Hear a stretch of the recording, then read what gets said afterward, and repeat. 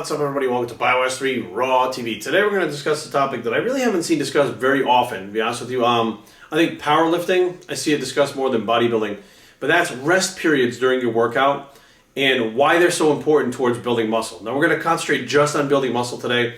Fat loss is a whole different subject, but I do believe personally that the rest periods are important for fat loss or muscle building, and I believe that they should be the same for both. That's just my personal opinion. I'm going to explain why. And we're going to use the marker board because I want to explain this in as easy to understand terms without as much science jargon as possible. So when you start using the science words and stuff like that, it throws people off and they start not understanding it, myself included. I have a very hard time understanding. I get focused more on the big words than actually focused on the concept. And here's what's the real reality is. You don't need to know the big, long scientific terms. You just have to know how these things work. Okay, you don't just have to know how the system works or the comprehension of how these things work, but you don't need to know the exact words, okay? I understand that people out there are going to call you stupid and stuff, you don't know the exact words. It doesn't matter because if you're applying it to yourself, who cares what they think? So if you can apply it to yourself and replicate it, you understand how it works, it doesn't really matter if you know the big terms or not. So, that being said, so I think a lot of people out there, most people out there, are very big on short rest periods. They think fatiguing the muscle is what it takes to get it to grow. Now, the way that muscle growth occurs the fastest way possible, I'm not saying that muscle growth won't occur if you're doing this a different way. However, you have to be training in a certain rep range that's for hypertrophy so that your body gets to those type 2 fibers. Those type 2 fibers are the ones that are, type 2B fibers are the ones that have the most potential for growth size, okay, to become the biggest. So therefore, you're looking at like a 10 to 12 rep range. However, to be able to use the maximum amount of weight to overload in that rep range, okay, you need to get your body to regenerate those energy sources again or resources again to be able to put the power output again in the intensity that's high enough to get the body to need to adapt, to want to adapt to it, okay? So let's just say, for instance, this is where we're starting at, right? This is where your workout starts at, on this line right here, right? This is where your energy reserves, everything is stocked up to the max, right? You have liver glycogen, you have glycogen in the muscles, you have carbohydrates that you've eaten that's been turned into glycogen or quote-unquote blood sugar. So you have all that stuff that's ready to be turned into energy, right? But essentially, ATP, that's the energy source that's going to be produced while you're training, right? So lactic acid burn happens, that's a production of ATP. So you have all these things that are taking place basically to make ATP. Now, let's say here's where you start your workout, right? And you start doing your sets, okay? So this is your baseline, right? So this is where you want to be for 100% maximum effort, okay? It's going to be right here. This is the starting point. So you start that first set, and you're pushing, boom, the set is done here, right? Now what happens is you rest a certain period of time, so this needs to come back up here, okay? Make the dots. It needs to come back up here to be able to perform another set maximally again. Okay, for the max amount of growth, the max amount of weight you're using for those reps, this is where you need to be back at. Now here's the problem. So let's say this is 3 minutes it takes to get back here, right? So let's say you only rest 60 seconds. You're down here. So the body winds up recovering up to here, its energy reserves, and then what happens is you start hitting it hard again. You're like, oh yeah, I'm hitting it hard again, all right, set's over.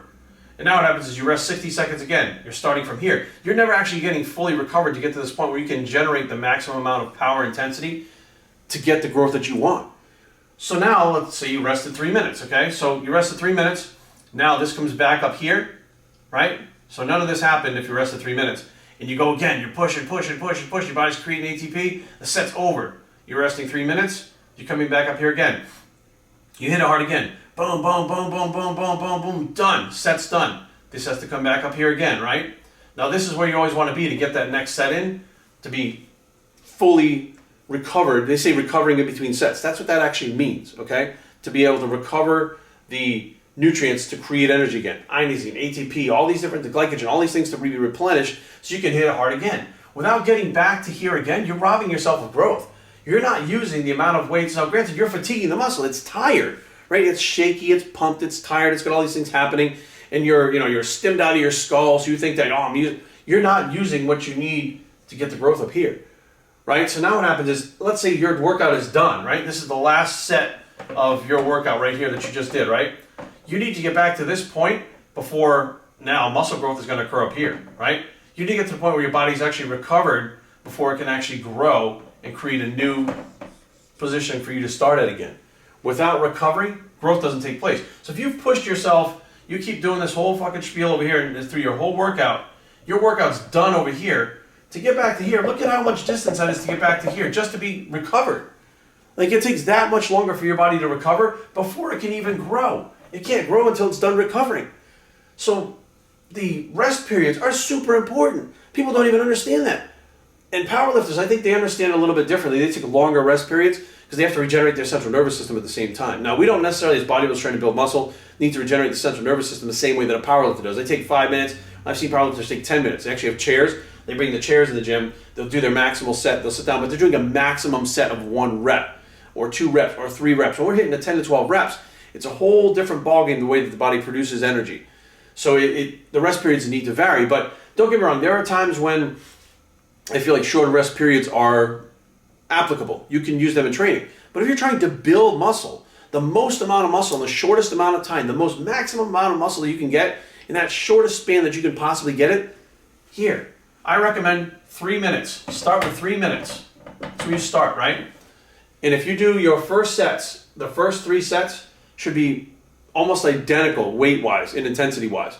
Now, towards the end of the workout, the last parts are not going to match the first parts, right? But you should still be able to generate the intensity and strength for those final sets. For those last 3 sets, that should be matched just like the first 3 sets. So if you did 100 pounds here, it may only be 80 pounds here, but if you're doing the right rest periods, it'll be 80, 80, 80, right? If you're doing short rest periods, it'll be 80, 60, 30. Like, the performance will drop. Performance is going to drop throughout the workout in general anyways, because your body's getting tired. The muscles are contracting and expanding, contracting, expanding. They're having a hard time doing that. It's not meant to actually do that for that amount of period of time. Like, our bodies are meant for fight or flight. So we need to get away from something. It's not usually 45 minutes of sprinting. You know what I mean? It's usually maybe 3 minutes of sprinting, then we climb a fucking tree and we're hiding out up there till the danger goes away. Right? So we're trying to manipulate our bodies to do something it really wasn't made to do. We're not meant to carry that much muscle. However, it can be done because we do it all the time as bodybuilders. So the rest periods, 3 minutes, in my personal opinion, is a great place to start. But be aware that this chart, I've never seen anybody really talk about this chart in the fitness industry. Like, everybody always talks about, it's such a good workout, I sweated a lot, and I was out of breath, and like, yeah, but your cardiovascular system really doesn't have much to do with your muscle growth, right? So yes, you were tired, yes, you were fatigued, yes, you were sweating, yes, you think you had the best workout in the world, but here it is 6 months later, and you still haven't grown any muscle. Why? Because it's not necessarily about training just harder. You have to train smarter and harder together. First, you have the plan, then you apply the plan. If you don't plan, if you fail to plan, you have planned to fail. You need to plan these things out. You need to go in the gym with a purpose and not just lifting weights. Many people go, well, just go to the gym and lift and eat. They say shit like that. I'm like, well, that's why it takes you fucking 6 years to put on 2 pounds of muscle. That's why it takes you 4 months to lose 10 pounds of body fat. It is not that simple. Everything you do in the gym has to have a purpose. And when you go in the gym with a purpose and you apply that knowledge, then yes, your body's going to respond. And even when you're applying the knowledge, if it's not working out, you have a starting point and a reference point, then now you can adjust it. Like, maybe you need 4 minutes. Maybe you can get away with 2 minutes. Everybody's different. For me, 3 minutes, and most of my clients, 3 minutes works exceptionally well. There are times where we'd have to change that a little bit, but 3 minutes is the starting point. But it's not even just about the starting point minutes-wise. It's about trying to hammer home how important these rest periods are for muscle growth. It makes a difference. The way that your body creates energy does make a difference as to how fast you will respond, how fast you will grow muscle, and how fast you'll be recovered for the next workout. These things are important. Now, nutrition, absolutely key. Nutrition will change this also. If you have a shitty diet, it takes longer to recover between sets. If you're taking an intra-workout, you might recover faster than 3 minutes between sets. I mean, there are things that change that. But if you're somebody that's going to the gym and you're trying to train hard and you don't understand these concepts, this is where to start. And I tell you guys, once you start doing this and you're able to handle those heavier weights for extended sets like that, your body starts to change very quickly.